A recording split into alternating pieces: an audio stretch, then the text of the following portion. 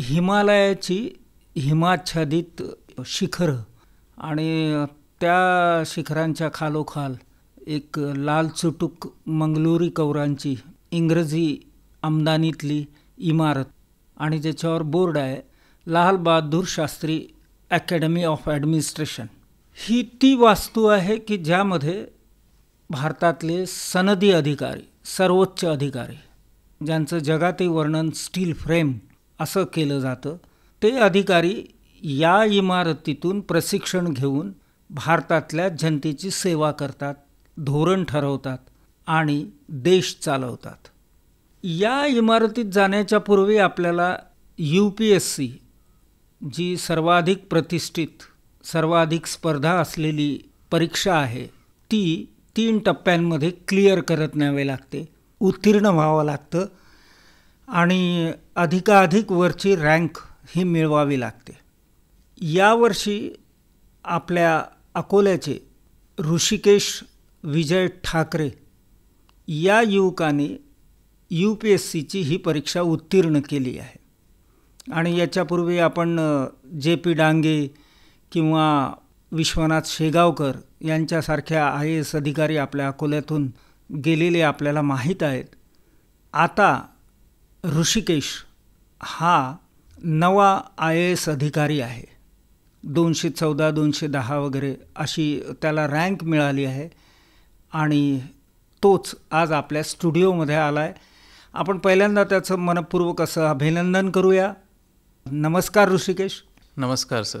UPSC करण्यापूर्वी जरा आम्हाला सांग की तुझं 10वी 12वी आणि पदवी वगैरे हे शिक्षण कुठे झालं, कसं झालं? सर, माझं पूर्ण नाव ऋषिकेश विजय ठाकरे आणि मी राहणं माझं मूळचं अकोल्याचं आहे. माझं 4थीपर्यंतचं शिक्षण माउंट कार्मेल हायस्कूलमध्ये झालं.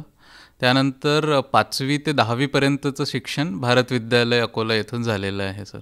त्यानंतर मी इलेक्ट्रॉनिक्स हे वोकेशनल सब्जेक्ट निवडलं आणि फिजिक्स, केमिस्ट्री, मॅथ्स हा ग्रुप निवडून मी श्री डवले कॉलेज अकोला येथून माझं 11वी 12वीचं शिक्षण पूर्ण केलं सर. त्यानंतर मी JEE मेन्स आणि JEE ॲडव्हान्स या एक्झामची तयारी केली आणि मला मेकॅनिकल इंजिनिअरिंग करण्याची संधी मिळाली IIT बॉम्बे येथून सर. आणि मी 2018 साली तिथून BTech ही डिग्री मिळून मी पासआउट झालो. त्यानंतर सर मी 1 वर्ष भारत पेट्रोलियम कॉर्पोरेशन लिमिटेड या संस्थेमध्ये मुंबई येथे काम केलं सर आणि मग UPSC प्रिपरेशन स्टार्ट केली. IITला प्रवेश मिळवणं हेच खरं म्हणजे खूपच कठीण असं काम आहे. IITसाठी तयारी केल्यावर IITला तुझा नंबर लागला आणि तेही नावाजलेल्या अशा IIT पवई मुंबईला. तिथलं वातावरण कसं होतं? मेकॅनिकल इंजिनिअरिंगमध्ये केलेलं ना? Yes sir. तिथे IITतले जरा दिवस आठवून आमच्या सगळ्या श्रोत्यांना सांगा, कारण IIT विषयी खूप आकर्षण आहे. हो सर, नक्कीच.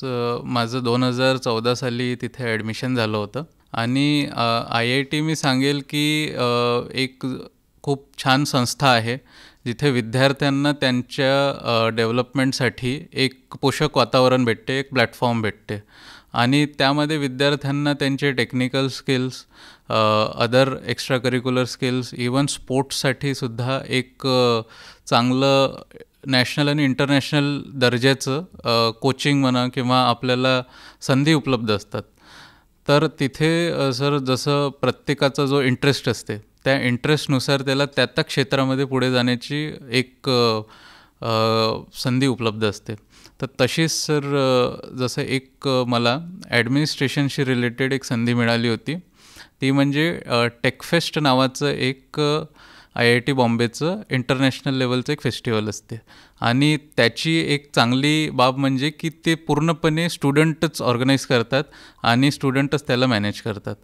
आणि त्याच्यामध्ये एक विशेषता अशी असते की ते एशियातलं सगळ्यात मोठं टेक्निकल फेस्टिवल असते, जिथे जवळपास 4 ते 5 दिवसांमध्ये 1.5 लाखापर्यंतची पब्लिक वेगवेगळ्या भारताच्याच नव्हे तर जगाच्या कोपऱ्यातून विद्यार्थी येतात आणि वेगवेगळे टेक्नॉलॉजिकल कॉम्पिटिशन्स तिथे ऑर्गनाईज करतात. तर त्यामध्ये सर मी 2 वर्ष कार्य केलं. तिथे ॲज अ ऑर्गनायझर म्हणून 1 वर्ष आणि मग नंतर कोऑर्डिनेटर म्हणून. तर तिथे मला खरं तर ॲडमिनिस्ट्रेशन आणि त्याच्याशी रिलेटेड गोष्टींमध्ये एक इंटरेस्ट डेव्हलप झाला, जो की मी नंतर ॲज अ UPSC एक्झामच्या प्रिपरेशनमध्ये मला कामात आलं सर. मुळात UPSCसाठी आपण प्रिपरेशन करायचं तर त्याच्यात ठीक आहे की आपण एक इव्हेंट जे आहे ते इव्हेंट मॅनेजमेंट वगैरे करतो आहोत, पण IITला इतके मोठ्या प्रमाणावर पॅकेजेस मिळतात की ज्याचा हिशेब आपल्याला करता येत नाही. तर एवढ्या मोठ्या प्रमाणावर पॅकेजेस जर मिळत असतील आणि मेकॅनिकलसारख्या अगदी बेसिक अशा ब्रांचला की जी बाकी सगळ्या ठिकाणी ज्याची मागणी आहे, तरी पण मग UPSCकडे जावं असं का वाटलं? सर मी 2017 साली मला एक संधी मिळाली ऑक्सफर्ड ब्रुक्स युनिव्हर्सिटीमध्ये इंटर्नशिप करण्याची. तर मी सर जवळपास 3.5 ते 4 महिने ऑक्सफर्डला राहिलो. मला ही गोष्ट लक्षात आली की पाश्चिमात्य देश जसं की अमेरिका आणि आपण UK हे बघितले, जिथे की IITiansला भरपूर संधी आहेत आणि त्यांना भरपूर चांगल्या पगाराच्या नोकऱ्या पण अवेलेबल आहेत. पण सर तिथे आणि आपल्या देशामध्ये एक तफावत मला आढळली की ते डेव्हलप्ड नेशन्स आहेत आणि त्यांचं बऱ्यापैकी गोष्टी ज्या आहेत त्या सुरळीत चालतात. परंतु आपण जर आपलं नॉलेज आपल्या देशासाठी वापरू शकलो आणि ते पण चांगल्या प्रकारे, तर ती एक भावना माझ्या मनामध्ये डेव्हलप झाली आणि ती होतीच अगोदरपासून, पण त्याला एक आणखीन वळण मिळालं. तर मला असं वाटलं की आपण बाहेर जाऊन किंवा दुसऱ्या देशासाठी काही करण्यापेक्षा जर आपण आपलं जे नॉलेज आहे आणि आपली कॅपॅसिटी आहे आपल्या देशासाठी आणि आपल्याच लोकांसाठी वापरू शकलो, तर जास्तीत जास्त आपण समाजापर्यंत आणि लोकांपर्यंत पोहोचू शकू. आई वडील जे आहेत म्हणजे विजय ठाकरे, हे जे तुमचं कुटुंब आहे त्या कुटुंबाची स्थिती कशी आहे? कारण असं अगदी सर्वसाधारण कुटुंबातला मुलगा, मध्यमवर्गीय कुटुंबातला मुलगा IITian होतो किंवा ऑक्सफर्डमध्ये जातो आणि ते जरा समजून घेतलं पाहिजे. सर म्हणजे माझं जे कुटुंब आहे ते एक मध्यमवर्गीय कुटुंब जसं असते तशाच प्रमाणे आहे. माझे वडील गव्हर्मेंट मेडिकल कॉलेज अकोला येथे रक्तपेढी तंत्रज्ञ म्हणून कार्यरत होते. त्यांनी आता नुकतीच मागच्या वर्षी निवृत्ती घेतली. माझी आई जी आहे तिने BSc मॅथमॅटिक्समध्ये शिक्षण घेतलेलं आहे आणि माझं शिक्षणामध्ये तिचा खूप मोठा वाटा आहे. तिनेच मला बऱ्याच वेळेपर्यंत शिकवलं आणि शिक्षणामध्ये गोडी निर्माण केली मुख्यत्वे. माझा एक मोठा भाऊ आहे, तर तो सध्या पुणे येथे वोडाफोन संस्थेमध्ये कार्यरत आहे आणि त्याने पण एक आपण म्हणतो की मोठा भाऊ जो असते, मोठी मुलं जे असतात तर ते एक आदर्श तयार करून ठेवतात. तर एक शिक्षणाच्याबद्दल आणि खास करून इंजिनिअरिंगच्याबद्दल जी माहिती असते तर त्याच्यामुळे मला बऱ्याच गोष्टी माहिती झाल्या आणि एक करिअरचा पाथ आपण ठरवण्यामध्ये एक योग्य मार्गदर्शन झालं सर. अशा कुटुंबातून येऊन आपण UPSCची तयारी तर करायला लागलो. आपल्याला वाटलं की चला आपण अधिक चांगल्या प्रकारे देशातल्या जनतेची सेवा करू शकतो, धोरण ठरवू शकतो, ते धोरण राबवू शकतो आणि त्याच्यासाठी आपल्याला सनदी सेवेत जायला पाहिजे. तयारीची सुरुवात कशी केली? सर सुरुवात मी 2019 सालापासून केली. पहिले तर मी जी आपली सिलेबस आहे UPSCचा, तर पहिले तर तो सिलेबस मी डाउनलोड केला त्यांच्या वेबसाईटवरून आणि प्रत्येक विषयासाठी कोणती पुस्तकं वाचावीत तर याची एक लिस्ट बनवून घेतली आणि ती लिस्ट मी मागचे जे टॉपर्स होते त्या एक्झाम ज्यांनी क्लिअर केलेली आहेत तर त्यांचे व्हिडिओज लेक्चर बघितले, त्यांनी कोणती पुस्तके वाचली होती पहिले तर एक माझं लिस्ट डाऊन केलं आणि मग त्यानंतर मी एक प्लॅन बनवला की आपल्याला एवढ्या पिरियडमध्ये हे विषय संपवायचे आहेत. त्याच्यावरती आपले स्वतःचे हँडरिटन नोट्स असले पाहिजे आणि त्याशिवाय आपल्याला कुठे जर कोणत्या विषयासाठी कोचिंगची आवश्यकता आहे तर ते मी शोधलं, कुठे अवेलेबल आहेत ते शोधलं आणि ते लावून एक प्रॉपर प्लॅननुसार मी एक्झामचं प्रिपरेशन स्टार्ट केलं. प्रिलिमसाठी तयारी करायची ठरवली, कारण पहिली तर पायरी तीच आहे, तर त्यासाठी काय करायला पाहिजे? म्हणजे GK वगैरे काय करंट इव्हेंटसाठी? सर ॲक्च्युली प्रिलिम्सचे ना टोटल 6 मेन पिलर्स आहेत. त्यामध्ये येते हिस्ट्री, जॉग्रफी, त्याचबरोबर पॉलिटी येते, इकॉनॉमी येते, एन्व्हायरमेंट आणि सायन्स अँड टेक्नॉलॉजी. तर प्रिलिम्स जर क्लिअर करायचे असेल तर हे 6 विषय एकदम चांगल्याने स्टडी झालेले असले पाहिजे. आणि दुसरी गोष्ट एक मेन इम्पॉर्टंट आहे प्रिलिम्समध्ये, मागच्या 20 ते 25 वर्षाचे प्रिव्हियस इयर क्वेश्चन्स, त्याचा सराव करणं फार महत्त्वाचं आहे. त्यानुसार हे सगळे अवेलेबल होतात. हो सर, हे अवेलेबल आहेत मार्केटमध्ये आणि ऑनलाईन पण जर अवेलेबल असले तर मागवू शकता आणि वेबसाईट्सवरती पण अवेलेबल आहेत. तर हे इझिली अवेलेबल होऊन जाते सर. सर्वात जास्त प्रश्न नेमके जसं भारतीय स्वातंत्र्य लढा याच्यावर आहेत किंवा काय, तर असं जर आपण काढलं तर त्याच्यात जास्तीत जास्त प्रश्न नेमके कोणत्या 2-3 विषय जर सांगितले तर ते नव्याने परीक्षा देणाऱ्यांना अधिक सोयीचं होईल. हो सर, प्रिलिम्समध्ये सर आपण जर बघितलं तर साधारणतः 100 प्रश्न असतात आणि मी जसं मागे मेन्शन केलं की प्रिव्हियस इयर क्वेश्चन्सवरून आपल्याला ट्रेंड्स माहिती पडतात की कोणत्या विषयामध्ये जास्तीत जास्त विचारल्या जाते. तर त्याच्यानुसार जर आपण गेलो तर साधारणतः पॉलिटीमध्ये आणि इकॉनॉमीमध्ये 20-20 प्रश्न साधारणतः विचारले जातात. म्हणजे 100पैकी 40 प्रश्न तर हे 2 विषयच घेतात. त्याच्यानंतर जॉग्रफी आणि जर आपण इकॉलॉजी आणि एन्व्हायरमेंट याला कंबाईन केलं तर जवळपास 25 प्रश्न होतात. म्हणजे हे 3 विषयच आपण जर गणित लावलं तर 60 ते 65 क्वेश्चन्स ह्या 3 विषयांनीच कवर होऊन जातात. आणि बाकीचे जे उरलेले प्रश्न आहेत त्यामध्ये उरलेले सब्जेक्ट्स प्लस करंट अफेअर्स. आता याच्यासाठी कोणती पुस्तकं वाचायची? याच्यासाठी सर जसं आता पॉलिटी आहे त्या विषयासाठी सर एम लक्ष्मीकांत नावाचं एक पुस्तक आहे आणि प्रत्येक UPSCचा जो विद्यार्थी आहे तर त्याला ते पुस्तक वाचणं अत्यंत गरजेचं आहे. त्याच्यानंतर इकॉनॉमिक्ससाठी NCERTs आहेत. त्याचबरोबर मृणाल पटेल सरांचे जे इकॉनॉमिक्सचे नोट्स आहेत ते रेफर करतात सर जनरली. आणि त्याचबरोबर हिस्ट्रीसाठी आपण NCERTs चे पुस्तकं आहेत ते रेफर करतो. ते अगदी 5वी पासूनचे वाचत नाहीचे? नाही सर, सगळे NCERTs वाचणं गरजेचं नाही आहे. त्याच्यामध्ये 11वी 12वीचे खास करून 9वी 10वी 11वी 12वी हे 4 वर्ग जे आहेत त्यांचे NCERTs कामाचे आहेत. 5वीपर्यंतचे नाही वाचले तरी बेसिकच आहेत. आपण ऋषिकेश ठाकरे याच्याशी बोलत आहोत की ज्यांनी UPSC ही क्रॅक केलेली आहे आणि आता ते लवकरच प्रशासकीय सेवेत आणि जिल्हाधिकारी म्हणून कुठेतरी जॉईन करतील लाल बहादूर शास्त्री अकॅडमीमधून निघाल्यानंतर. आता आपण मेन्सकडे जाऊया. मेन्समध्ये जो विषय आपल्याला ऑप्शनल म्हणून निवडावा लागतो तो जसा आता मेकॅनिकल इंजिनिअरिंगचा अभ्यास झालेला आहे तर सर्वसाधारणपणे मेकॅनिकल इंजिनिअरिंग निवडला असेल किंवा तो न निवडता दुसरे निवडले आहेत. हे कसं ठरवता येईल आणि तू काय ठरवलं होतं? सर, मी माझाच अनुभव सांगतो. तर पहिला प्रयत्न जेव्हा मी केला 2019 साली तर त्यावेळेस मी मेकॅनिकल इंजिनिअरिंग हाच माझा ऑप्शनल सब्जेक्ट घेऊन मी एक्झामची प्रिपरेशन स्टार्ट केली. आणि मी असं विचार केला होता की 4 वर्षाचं आपलं मेकॅनिकल इंजिनिअरिंगचं नॉलेज आपल्याला कामात येईल. परंतु झालं असं की प्रिलिम्स आणि मेन्समध्ये साधारणतः 3 महिन्यांचा गॅप असते. तर त्या 3 महिन्यामध्ये आपल्याला जनरल स्टडीजचे जे मी आता 6 विषय सांगितले ते त्याच्याच बरोबर ऑप्शनलचे 2 सब्जेक्ट्स म्हणजे याला रिवाईज करणं एवढ्या कमी वेळेमध्ये शक्य नव्हतं आणि ते माझ्याच्याने बरोबर झालं पण नाही. आणि दुसरी गोष्ट अशी होती की मेकॅनिकल इंजिनिअरिंगचे खूप कमी विद्यार्थी असायचे तर त्याच्यामध्ये तेवढे स्कोरिंग होत नव्हतं मार्क्सचं.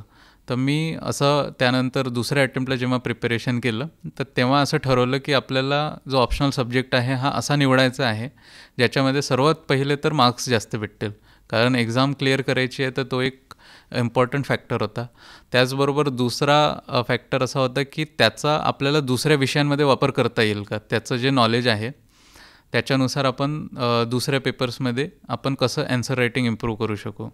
आणि तिसरा फॅक्टर होता सर की त्याच्यामध्ये आपण इंटरेस्ट आपला आहे का, तो विषय आपल्याला आवडेल का आणि त्याचबरोबर जर काम पडलं तर 2-3 वर्ष किंवा 4 वर्ष आपण त्या विषयाचा अभ्यास करू शकू का. तर हा एक इम्पॉर्टंट फॅक्टर होता. आणि ॲडिशनल एक गोष्ट सर त्यामध्ये अजून अशी होती की त्याचा आपल्याला पुढे जाऊन ॲडमिनिस्ट्रेशनमध्ये काही कामं येणार आहे का. तर मी त्या 3-4 गोष्टींना बघून अँथ्रोपोलॉजी हा जो सब्जेक्ट आहे, मानववंशशास्त्र आपण ज्याला म्हणतो, तर तो सब्जेक्ट निवडला सर. पण तो अतिशयच वेगळा असा विषय झाला आणि पुन्हा त्याच्यासाठी पहिल्यापासून आपल्याला एकीकडे तर आपण सायन्स मॅथ्स वगैरे किंवा सोशल सायन्स थोडंफार काय जे आपल्याला 10वीपर्यंत असतं ते आपण अभ्यासलं आहे. आता या मानववंशशास्त्र हा विषय निवडल्यावर त्याच्या तयारीसाठी काय करावं लागलं, की पूर्णतः वेगळा विषय आहे, फक्त तो स्कोरिंगवाला आहे आणि त्याचा पुढे प्रशासनात उपयोग होईल असं आपल्याला वाटत आहे, तर त्याच्यासाठी कोणती पुस्तकं रेफर करायची? सर आता जसा हा विषय पूर्णपणे नवीन होता, तर त्यामुळे मी विचार केला की आपण त्याची एका ठिकाणी कोचिंग लावावी. तर मी दिल्लीला एक वैद ICS म्हणून इन्स्टिट्यूशन आहे, तर तिथे त्याची कोचिंग लावली आणि त्यांचे जे नोट्स होते तर ते मी रेफर केले सर त्या विषयाचा अभ्यास करायसाठी. त्याचबरोबर त्यांनी काही लेखकांचे पुस्तकं ज्यांनी अँथ्रोपोलॉजीमध्ये 20 ते 40 वर्षाचा त्यांचा अनुभव आहे, तर ते पुस्तकं रेकमेंड केली होती. जसं की in search of our self हे एक पुस्तक आहे बाय डॉक्टर N. वैद. तर त्यामध्ये सर अँथ्रोपोलॉजीचे सोशो कल्चरल पार्ट जो आहे तो खूप चांगल्याने एक्सप्लेन केलेला आहे. याच्यामध्ये आपलं marriage as a institution, family as a institution, त्याचबरोबर रिलिजन, पॉलिटिक्स, इकॉनॉमिक्स हे वेळेनुसार कसे कसे इव्हॉल्व झाले याच्याबद्दलचं चांगलं एक सखोल ज्ञान दिलेलं आहे.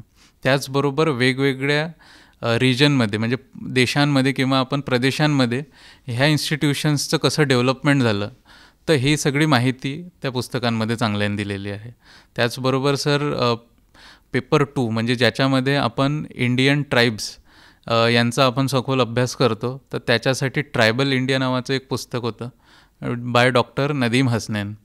तर त्याच्यामध्ये भारताचे जे विविध आदिवासी जाती जमाती आहेत तर त्यांचं कल्चर कसं आहे, त्यांच्या पद्धती कशा आहेत, त्यांचं इव्हॉल्युशन कसं झालं, त्यांचं नॉलेज कोणत्या क्षेत्रामध्ये चांगलं आहे किंवा त्यांचं नेचरप्रती जे प्रेम आहे आणि नेचर प्रोटेक्शनसाठी ट्रायबल्स कशा प्रकारे त्यांच्या कल्चर थ्रू काम करतात, तशा विविध इंटरेस्टिंग गोष्टी सर त्या पुस्तकातून कळल्या. हा अतिशयच वेगळा विषय आहे खरं म्हणजे. सोशॉलॉजीची एक वाढलेली अशी ती ब्रँच आहे स्पेशलायझेशनसारखं. पण याचा मग प्रशासनात उपयोग होईल असं म्हणजे वाटण्याचं कारण काय? कारण तसं लोकप्रशासन हाही एक सब्जेक्ट आहे, पब्लिक ॲडमिनिस्ट्रेशन, की जे बहुतांश लोक घेतात.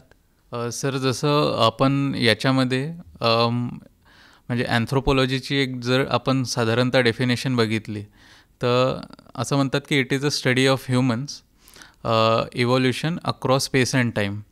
तर याच्यामध्ये मानवाचं पूर्ण म्हणजे सायकोलॉजिकल अँगल झाला, सोशल अँगल झाला, कल्चरल अँगल, तर या सगळ्यांचा 360 डिग्री आपण अभ्यास करतो आणि त्यानुसार आपल्याला समजते की जर कुठे एखादा सोशल प्रॉब्लेम आलेला आहे तर त्याचं रिझन काय आहे आणि त्याचं रिझन कुठेतरी कल्चरमध्ये आहे का.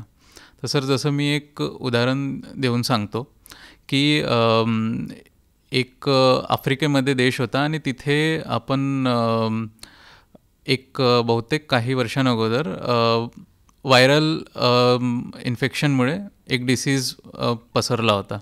तर त्याच्यामध्ये कल्चरल प्रॅक्टिस होती त्यांची, जी फ्युनरल ऑर्गनाईज करत होते. तर त्या फ्युनरलमध्ये भरपूर मोठी गॅदरिंग व्हायची आणि त्या फ्युनरलच्या काही अशा पद्धती होत्या की ज्याच्यामुळे तो डिसीज आणखीन लोकांना कंटेजियस होत होता आणि पसरत होता. तर अँथ्रोपोलॉजिस्टनी ॲक्च्युली जेव्हा ते स्टडी केलं तर त्यानंतर त्यांनी कन्व्हिन्स करण्याचा प्रयत्न केला तिथले जे रिलिजियस लीडर्स आहेत आणि जो समाज आहे की तुम्ही कल्चरला फॉलो करा, बस याच्यामध्ये ह्या प्रिकॉशन्स घ्या. तर अशा प्रकारे सर म्हणजे तिथल्या ॲडमिनिस्ट्रेशननी आणि अँथ्रोपोलॉजिस्टनी तिथल्या कल्चरमध्ये थोडासा एक स्लाईट प्रिकॉशनरी चेंज करून तिथे जो एपिडेमिक होता त्या भागातला तर त्याला थांबवण्याचं काम केलं. तर सर अशा प्रकारे हा नॉलेज आपण ॲडमिनिस्ट्रेशनमध्ये पण वापरू शकतो. अतिशय वेगवेगळ्या परंपरांनी सण उत्सव, जाती, भाषा यांनी सगळा आपला देश हा बनलेला आहे आणि त्याच्यामध्ये प्रशासन करायचं म्हटलं तर या सगळ्या गोष्टींचा अभ्यास हा लागतोच. कारण बहुतांश गोष्टीची कारणं जसं तुम्ही सांगितलं तसं त्या संस्कृतीत असतात किंवा त्यांच्या प्रथा परंपरांमध्ये दडलेली असतात. तर ते शोधणं, त्याच्यावर उपाय शोधणं आणि त्याच्यावर नियंत्रण मिळवणं हा सगळा प्रकार करावा लागत असल्यामुळे हा विषय आणि इंटरेस्टही असेल. आता नेमकं इंटरव्ह्यूकडे आपण येऊ की आपण आता दुसरा टप्पा पार केला आहे आणि इंटरव्ह्यूला जाताना ते सगळं आठवून जर आमच्या सगळ्या श्रोत्यांना सांगितलं तर त्यांना जरा उपयोग होईल की खरोखर ज्याची म्हणजे एक दरारा आहे की धोलपूर हाऊसमध्ये इंटरव्ह्यू करतो आहे म्हणजे तो तिकडून निघतो की नाही, तिनामागे एखादा वगैरे असं काहीतरी ते प्रपोर्शन असतं ना. तर ते सगळं कसं होतं, तिथे काय नेमके विचारलं जातं, प्रश्न काय पाहिलं जातं, काय आपण केलं पाहिजे, हे सगळं आमच्या श्रोत्यांना ऋषिकेश ठाकरे ज्यांनी IAS साठी जी परीक्षा आपल्याला द्यावी लागते UPSCची ती परीक्षा क्लिअर केली आहे आणि तेच आता आपल्याला सांगतायत की त्यांचा इंटरव्ह्यू कसा झाला. नक्कीच सर. तर इंटरव्ह्यू माझा होता 10 जानेवारीला 2024 आणि मॉर्निंग स्लॉटमध्ये होता 9 ते 12 या दरम्यान. तर सर्वात पहिले तर जे धोलपूर हाऊस आहे तर तिथे आपण एंट्री गेटवरती जातो. आपल्याला आपलं जे समन्स लेटर असते ते दाखवावं लागते. त्यानंतर आपले सगळे जे इलेक्ट्रॉनिक डिव्हाइस वगैरे राहतात ते पहिले तर तिथे जमा करावे लागतात आणि फक्त डॉक्युमेंटची फाईल जी असते ती आपण आतमध्ये घेऊन जाऊ शकतो. आतमध्ये गेल्यानंतर साधारणतः 1 तासापर्यंत आपलं डॉक्युमेंट व्हेरिफिकेशनची प्रोसेस चालते आणि त्यानंतर आपल्याला टेबल्स अलॉट होतात. प्रत्येक टेबलवरती साधारणतः 5 कॅन्डिडेट्स असतात आणि ते 5ही कॅन्डिडेट एका बोर्डकडे जातील. तिथे पॅरलली जर आपण म्हटलं तर साधारणतः 4 ते 5 पॅरलल बोर्ड्सचे इंटरव्ह्यूज चालू असतात. तर माझा हा जो इंटरव्ह्यू होता हा लेफ्टनंट जनरल राज शुक्ला सर यांच्या पॅनलकडे होता आणि मी इंटरव्ह्यूला जाणारा 3रा कॅन्डिडेट होतो. तर मनामध्ये एक एन्झायटी राहते, भीती राहते की आपण एवढा अभ्यास केलेला आहे आणि आज इंटरव्ह्यूचा दिवस आहे आणि इंटरव्ह्यू 275 मार्कांचा असते. तर तो पण एक डिसाइडिंग फॅक्टर बनते बऱ्याच कॅन्डिडेट्सच्या करिअरमध्ये की वेदर इंटरव्ह्यूमध्ये जर चांगले मार्क भेटले तर आपण लिस्टमध्ये असतो. इंटरव्ह्यू जर खराब झाला काही कारणास्तव तर आपण हाता तोंडाशी आलेला घास जो आहे तो हिरावून गेल्यासारखं होतं. नक्कीच नक्कीच सर.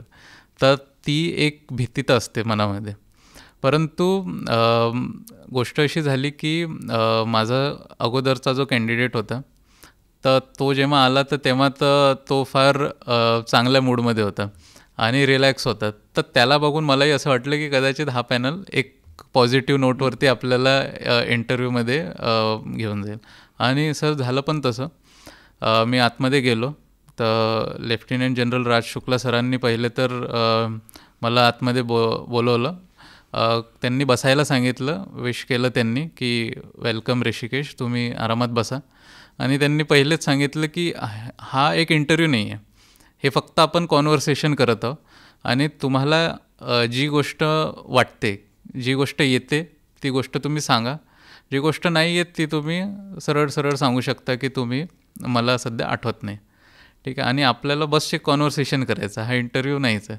तर त्यानंतर एक थोडं कम्फर्टेबल वातावरण वाटलं आणि त्यांनी माझा जो डिटेल अप्लिकेशन फॉर्म असते तो वाचला.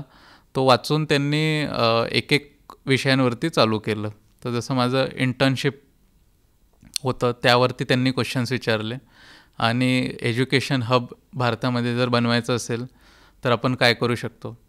पण सर्वात महत्त्वाचं म्हणजे प्रश्न जो होता तो मला असं वाटतं की शेवटी त्यांनी मला हे विचारलं की IIT हे खूप चांगलं संस्थान आहे, तुम्हाला बाकीच्या ठिकाणी पण चांगले जॉब वगैरे अपॉर्च्युनिटीज भेटू शकतात, मग तुम्हाला तरीही सिव्हिल सर्व्हिसेस का बरं करायचं आहे. म्हणजे हा जो प्रश्न होता, why you want to become a civil servant, तर हा एक प्रश्न त्यांनी शेवटचा मला विचारला.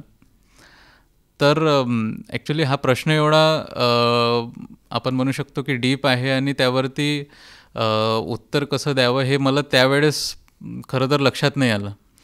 पण मी साधारणतः माझे जे अनुभव होते, माझ्या लाईफ एक्सपिरियन्सवरून, आणि मला असं वाटलं की मी त्यांना सांगितलं त्यावेळेस की सर, मी लहानपणीपासून जिथे ज्या भागामध्ये राहतो तर तिथे सर मी बऱ्याचशा सामाजिक समस्यांना जवळून बघितलेलं आहे.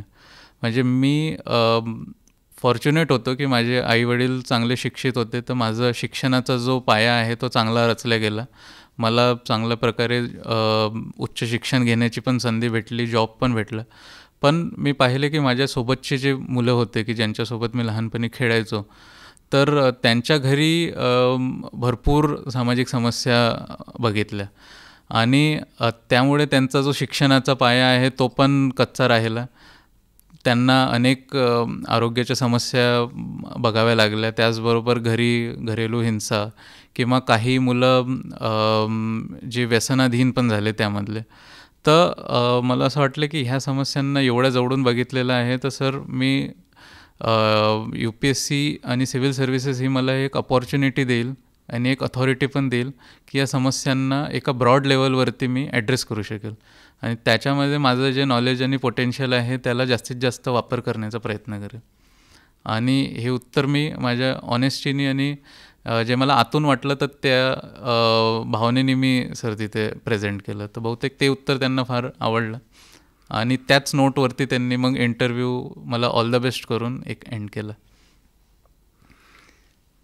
सिव्हिल हॉस्पिटलच्या पुढे, म्हणजे जिथे वडील नोकरी करत होते त्याच्या पुढेच 52 दरवाजांचं जिल्हा अधिकारी कार्यालय आहे. तिथे जिल्ह्यातला सगळ्यात मोठा तिरंगा हा फडकत असतो.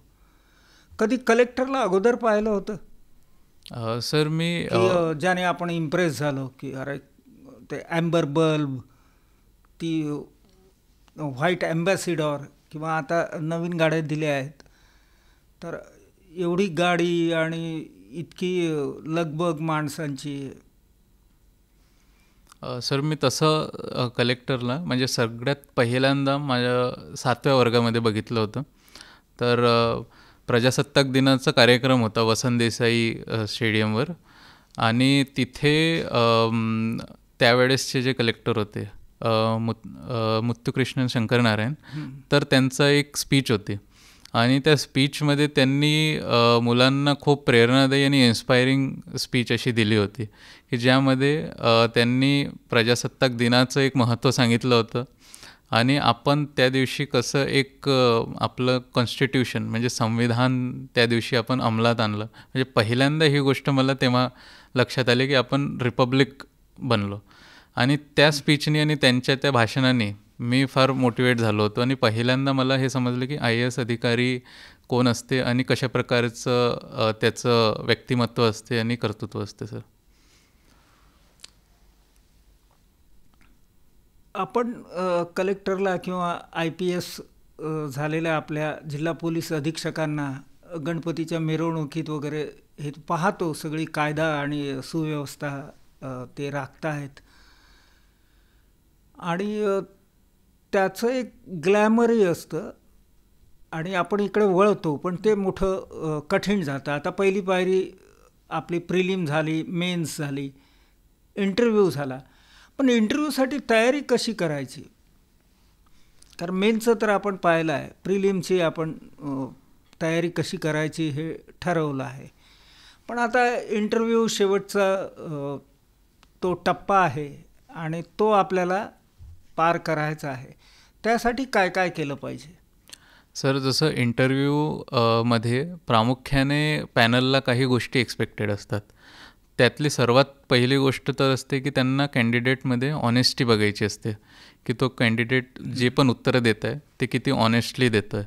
त्याचबरोबर दुसरी गोष्ट असते की आपण उत्तर हे ॲनालिटिकल वेमध्ये कसं देऊ शकतो, म्हणजे जे महत्त्वाचे मुद्दे आहेत त्यांना आपण ओळखू शकतो का आणि त्यांना प्रखरपणे आणि स्पष्टपणे मांडू शकतो का, ही दुसरी गोष्ट असते.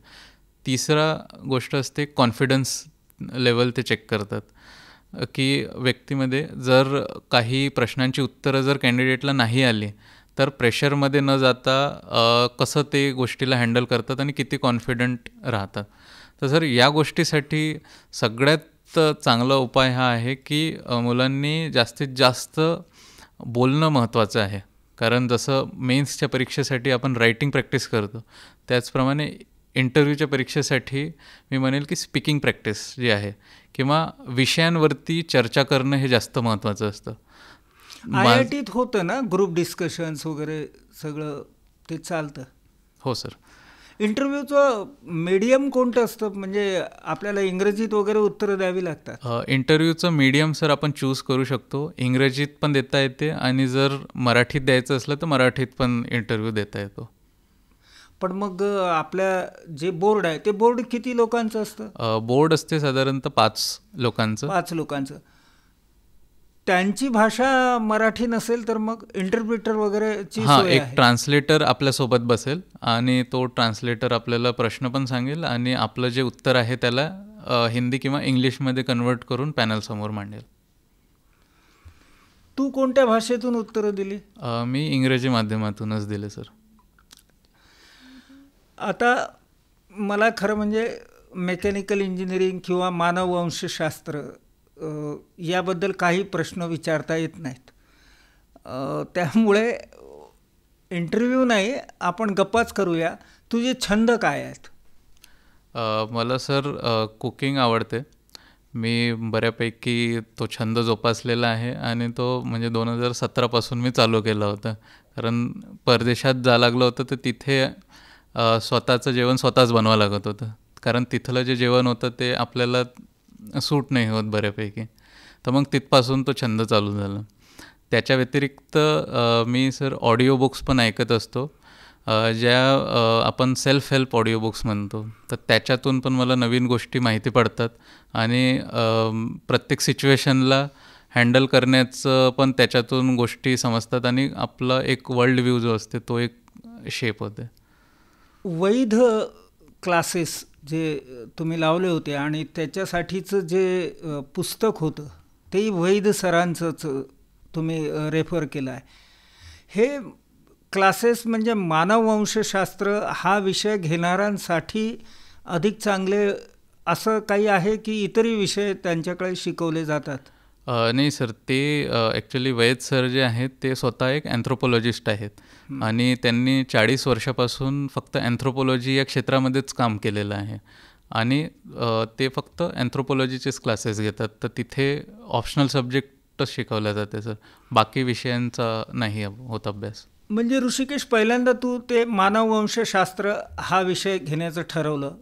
स्कोरिंग आहे, आपल्याला याच्यात करता येईल, इंटरेस्ट आहे आणि ॲडमिनिस्ट्रेशनमध्ये पुढे उपयोगी येईल.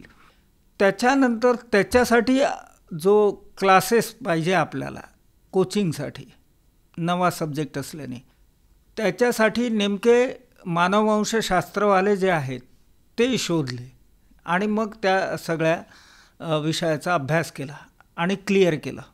ऋषिकेश, आता तू UPSC क्रॅक केली, सगळ्यांना आनंद झाला. तुझे जे टीचर, तुझे मित्र, आप्तगण, घरातल्यांचं काय वातावरण होतं? वडिलांना काय वाटलं? आईच्या काय भावना होत्या? ते जरा सांग. पहिल्यांदा जेव्हा रिझल्ट कळला की आपण इंटरव्ह्यूसुद्धा क्रॅक केला आहे आणि आपली रँक ही सुद्धा आपल्याला पाहिजे त्या लिमिटपर्यंत आली आहे, अगदी पहिल्या 200-300 आपण आहोत. तर सर ॲक्च्युली 9 तारखेला 9 एप्रिल तर त्या दिवशी आपलं साधारणतः UPSCचे सगळे इंटरव्ह्यूज संपले आणि त्यानंतर रिझल्ट येणार आहे अशी चर्चा चालू झाली. तर प्रत्येक दिवस हा खूप हळूहळू जात होता माझा, कारण त्या दरम्यान एक तर रिझल्ट येणार आहे ही वाट होती, त्या दरम्यान काही अभ्यास होत नव्हता. परंतु रिझल्ट नेमका आला 16 एप्रिलला. तर हे जवळपास 7 दिवसमध्ये एकदम भरपूर त्याच्यामध्ये म्हणजे मी असं म्हणेल की भावनांची उथलपुथल झाली. मनामध्ये भरपूर विचार आले, स्ट्रेसही होता, एक एन्झायटी होती, एक इच्छा, एक पॉझिटिव्ह इमोशन पण होतं की आपण यावेळेस सगळे स्टेजेस आपले चांगले गेले आहेत, कदाचित आपण लिस्टमध्ये पण येऊ शकतो. परंतु शेवटी जोपर्यंत नाव येत नाही तोपर्यंत आपण शाश्वतीने गोष्ट सांगू शकत नाही. तर अशा विविध भावनांच्या याच्यामध्ये तो रिझल्ट आला 16 तारखेला. तर माझा एक मित्र आहे पहिले तर देवानंद तेलगोटे म्हणून, तर त्यांनीच मला फोन करून सांगितलं की ऋषिकेश, यावर्षी रिझल्ट आत्ताच लागलेला आहे आणि तुझा 224वा क्रमांक आहे. तर पहिल्यांदा तर मला या गोष्टीवरती भरोसाच बसला नाही. मी स्वतः पाहिलं लिस्टमध्ये आणि खरोखरच नाव होतं. तर म्हणजे तो एक फार म्हणजे अविस्मरणीय मोमेंट होता माझ्यासाठी की पहिले काही वेळ तर विश्वासच बसत नव्हता की आपण फायनली लिस्ट आलेली आहे आणि आपण त्या लिस्टमध्ये आहे. तुझं दुसऱ्या प्रयत्नात झालं ना? नाही सर, हा माझा 5वा प्रयत्न होता. 5वा प्रयत्न? हो, दुसरा इंटरव्ह्यू होता सर. आणि मी त्यानंतर खाली गेलो. माझी आई होती घरी, तर मी आईला सर्वात पहिलं सांगितलं की माझा रिझल्ट लागलेला आहे. तर ती पण भरपूर खुश झाली. थोड्या वेळानंतर माझे वडील आले घरी, तर त्यांना ही बातमी कळवली मी. तर जशी बातमी कळवली तर त्यांना एकदम फोनच चालू झाले. तर तो पूर्ण दिवसभर जो होता तो नुसती फोन आन्सर करण्यात आणि शुभेच्छा घेण्यातच तो दिवस गेला. तर एक खूप आनंदाचा क्षण होता आणि मला पण एक समाधान वाटलं की आपण जे प्रयत्न केले आणि जो आईवडिलांचा आशीर्वाद होता तर तो खऱ्या रूपाने फायनली एक सक्सेसफुल झाला. आणि याच्या व्यतिरिक्त सर मी अजून म्हणेल की माझे एक मार्गदर्शक होत्या डॉक्टर स्मिता चिम. तर त्यांनी पण मला ह्या UPSC जर्नीमध्ये खूप मोटिवेट केलं आणि मदत केलेलं आहे. तर त्यांना पण हा जो निर्णय जेव्हा कळवला तर त्या पण भरपूर आनंदित होत्या. तर एक सगळ्यांना जी वाट होती, जी बऱ्याच माझा जो प्रवास आहे तो थोडा लंबा झाला. मी विचार केला होता की 2 वर्षामध्ये ही एक्झामचा प्रवास आटोपेल, पण तो जवळपास 4 वर्षापर्यंत स्ट्रेच झाला. तर त्या फायनली त्या प्रवासाचं आणि त्या एवढ्या मेहनतीचं एक आपल्याला रिझल्ट भेटला तर त्याचं एक समाधान होतं सर. तुला कुकिंगचा छंद आहे आणि तू नेमकी UPSC क्रॅक करण्याची जे सक्सेस रेसिपी आहे ती सगळी रेसिपी आमच्या श्रोत्यांमध्ये शेअर केली. पुन्हा एकदा तुझं मनपूर्वक अभिनंदन. अकोल्याचा तरुण UPSC क्लिअर करतो आणि देशाच्या सर्वोच्च सेवेमध्ये दाखल होतो, देशासाठी धोरण आखतो आणि अंमलबजावणी करतो, लोकांचं जीवनमान उंचावण्याचं, ते अधिक समृद्ध करण्याचे प्रयत्न करतो. लवकरच लाल बहादूर शास्त्री अकॅडमी तिथे तुम्ही गेलात तर आपण इथेच थांबूया. आपला जो प्रवास आहे म्हणजे मुख्यतः तुझा प्रवास जो शिखर गाठणारा यशाचा तो आपण इथे थांबू. पुन्हा अकोल्याला जेव्हा तुम्ही परत याल ट्रेनिंग संपवून किंवा कुठेतरी जॉईन करून नंतर, तेव्हा आपण पुन्हा भेटू आणि तुमच्या प्रशासकीय कामाचे किंवा तुमच्या ट्रेनिंगचे अनुभव आमच्या सगळ्या श्रोत्यांना ऐकायला आवडेल. आज इथेच थांबूया. नमस्कार. खूप खूप धन्यवाद सर.